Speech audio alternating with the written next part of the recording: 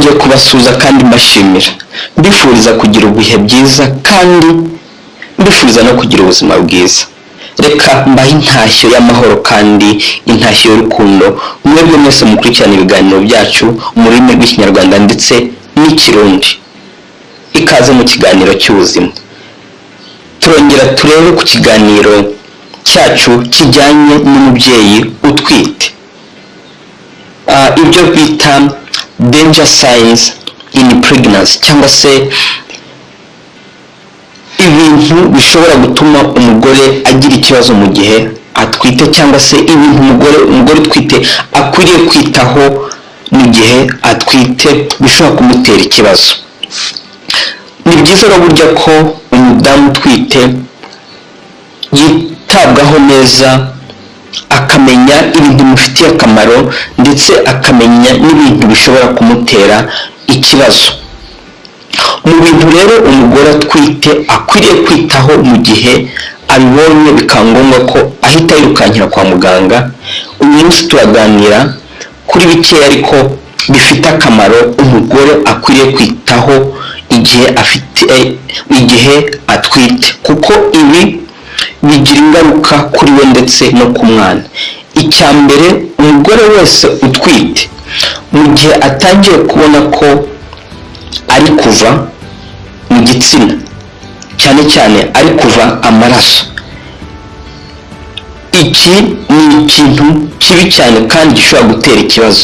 Mu gihe rero umugore atangiye kuva amaraso kandi ataragera igihe cyo kubyara, ni byiza ko ahita yirukankira kwa muganga, kuko uku kuva amaraso mu gitsina k'umugore utwite gusobanura ibintu byinshi. Yenda se gushaka gusobanura ko inda ishaka kuvamo cyangwa se yavuyemo, nanone bigasobanura ko yenda se placenta yagize ikibazo, ishobora kuba ifite iyo bita placenta abruption cyangwa se placenta previa. Izi ni indwara nazo zitera ikibazo ziza iyo umuntu atwite. Ni byiza rero ko iyo umudamu abonye ko ari kuva atwite yirukankira kwa muganga kugira ngo bamufashe bamenye ikibazo afite. Icya kabiri, umudamu wese utwite yumvise mu nda hakamurya cyane ndetse bigakomeza igihe kirekire, ni byiza ko ajya kwa muganga, kuko nabyo bisobanura ibintu byinshi. Bishobora gusobanura ko mu nda harimo ikibazo, yenda se nk'ibyo nari navuze by'uko inda yenda se ishaka kuvamo, cyangwa se ari ikibazo cya placenta abruption cyangwa se placenta previa. Ikindi ni umugongo ukurya igihe kirekire, umugongo ukakurya ukumva urakurya kandi udashira, utarekeraho, uhita wirukankira kwa muganga urebe ikibazo uyu mugongo ufite, kuko nabyo bisobanura ibindi bintu byinshi. Ikindi ni ukuva ibintu bimeze nk'amazi mu gitsina, ibi nabyo bifite icyo bisobanura. Nabyo rero ntabwo ari ibintu byo kwicarana, ahubwo bibaye hita ufata iya mbere ujye kwa muganga, ujye kureba ikibazo kiri gutera ibyo bintu bigatuma uva ibintu bimeze nk'amazi mu gitsina. Ikindi nanone giteye ikibazo umugore utwite ni ukubyimba mu maso ndetse no kubyimba amaboko.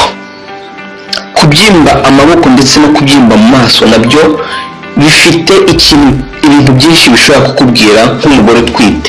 Bishobora kukubwira ndetse ko ufite ikibazo cy'iyo bita preeclampsia.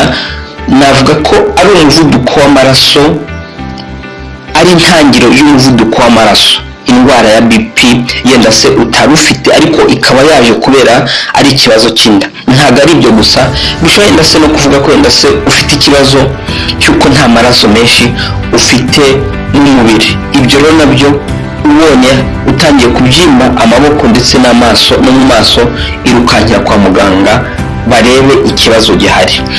Ikindi ni umutwe ukurya cyane kandi ukakurira cyane cyane mu misaya ndetse no mu gahanga rimwe na rimwe, ndetse ukumva n'amaso ntari kubona neza.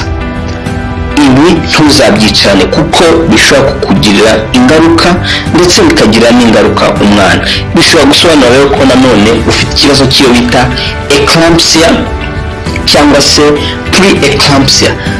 Eclampsia mu magambo makeya ni umuvuduko w'amaraso, ni BP ariko iza mu bagore batwite, ukaba utari uyifite ariko ikaza utwite.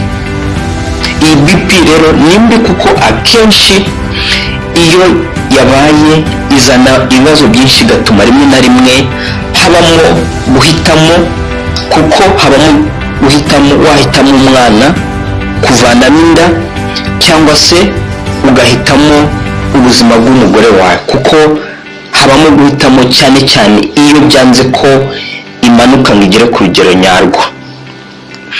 Ikindi nibyo bita amaconvulsion cyangwa se ibyo bita amaconvulsion cyangwa fits.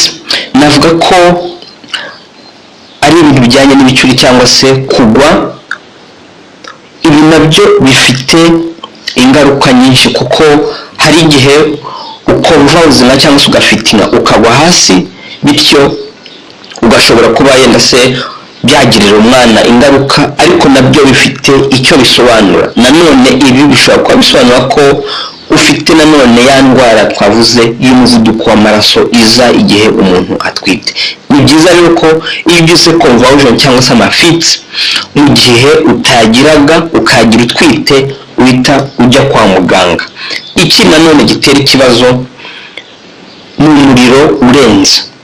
Uyu muriro ushobora guterwa n'uko hari indwara ufite, ama infection ufite yatewe ndetse n'ibintu bitandukanye. Jya kwa muganga rero barebe imba hari infection iri gutera umuriro maze bagufashe.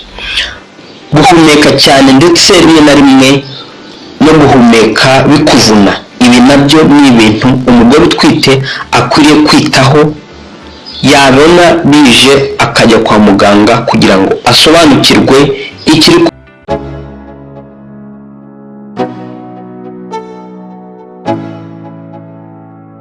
Let's go. Yeah. I'm like an addict, do I gotta have it. I ain't even playing, got a really bad habit. If it moves, gotta grab it, fuse like a magnet. Lose, won't have it till I'm doomed in a casket. I ain't playing, got a weird mind. If you work 8 hours, I'ma work 9. If the shit tastes sour, you should taste mine. I'ma stay in power for a long time. Get up, nah, I ain't a quitter. Toss me the ball, I'm a really big hitter. Big picture, I'm a straight killer. Rising the song to the highest bidder.